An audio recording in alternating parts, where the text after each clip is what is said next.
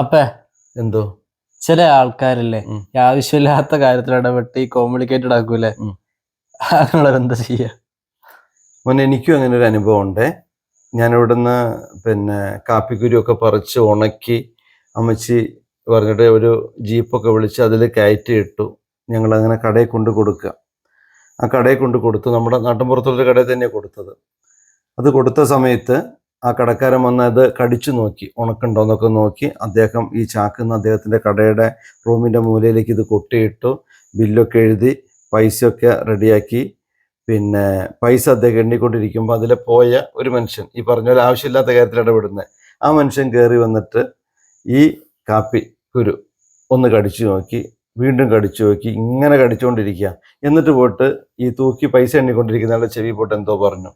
അത് കേട്ടപ്പോൾ ഇയാൾ വന്നിട്ട് വീണ്ടും കടിയോട് കടി. അവസാനം പറഞ്ഞു ഉണക്ക് കുറവാന്ന് പറഞ്ഞു.